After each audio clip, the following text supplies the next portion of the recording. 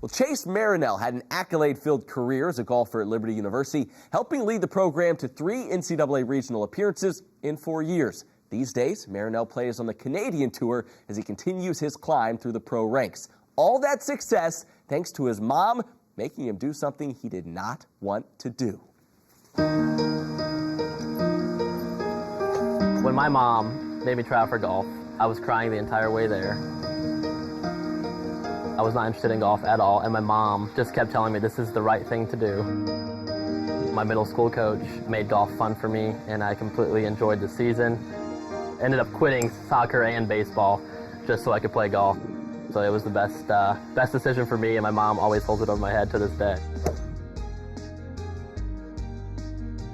I was never a big party atmosphere guy. I wanted to keep my eyes on the Lord for my whole entire college career, and I felt like I could do that the best at Liberty.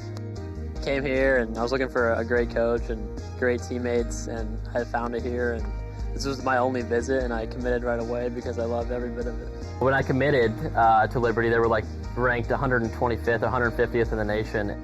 We were ranked inside the top 40 for my entire career, so it really took that big leap of faith, but it all turned out really well because we were an awesome team and we really did some special things while I was there.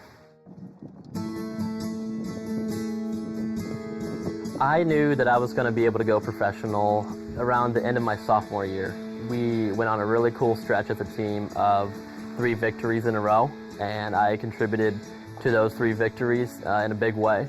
I had a chance to win the national championship, finished in the top 30, and that's out of all the Division I golfers in the nation. And I told myself, if I could finish in the top 30 at the national championship in Division I golf, I think I have a decent chance to turn professional. It's a different thing to think you're going pro. It's another thing to believe you're going to go pro. And after that, I believed I was going pro. When you know and believe you're going to go pro, that's what you're chasing after. You're amateur for all these years, from when I started golf to the end of college, and it was just the weirdest feeling after my first tournament, walking off the green knowing I was going to get a check in the mail for playing golf, and it was really neat. If I made it to the next step in less than a year, because I turned professional in June and I made it to Canada in April, it just means that I have true belief. It's almost like another level of the belief that I got after the national championship my sophomore year. This is another level of belief that I can compete with some of the best pros, and it just makes the PGA Tour that much more believable. It means I can fathom being out there.